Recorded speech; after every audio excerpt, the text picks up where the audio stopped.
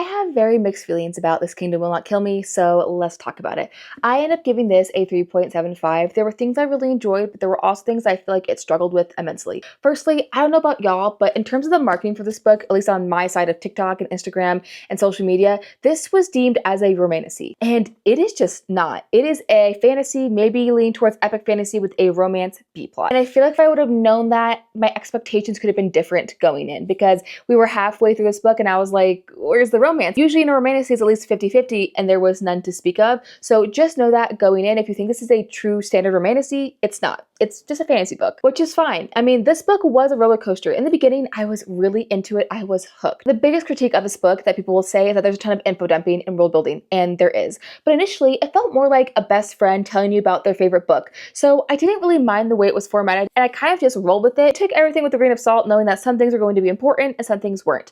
But then by the 50% mark, it starts to grate on you immensely, and at least as of now in this first book, there's just a lot of details included that aren't necessary, a lot of character backgrounds, and just the littlest tiniest things that could be cut from this book, because while it was fun in the beginning, it gets so exhausting the more you read this book. And one of the other things I really noticed is how quickly our FMC's home life is omitted from this book. If you don't know, This Kingdom Will Not Kill Me is about a girl who goes to sleep and wakes up in her favorite fantasy novel.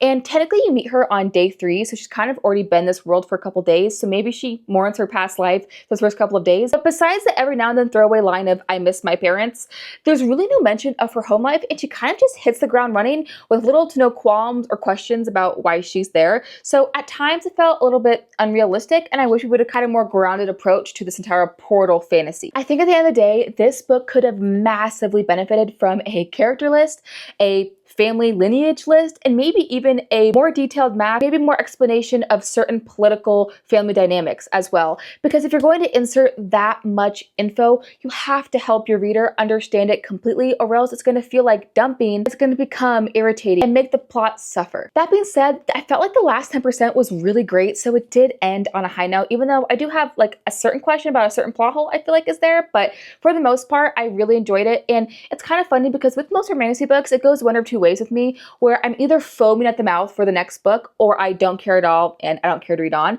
But with this one, it's kind of in the middle. I think I would pick up the next book. However, I'm not laying in wait with anticipation for it either. Overall, I think the premise is so unique, and I would still recommend this book to certain readers, but unfortunately, it ended up not being a 5-star read, and I felt more middle of the road about it. Let me know if you've read This Kingdom Will Not Kill Me. Did you love it? Did you dislike it? Let me know.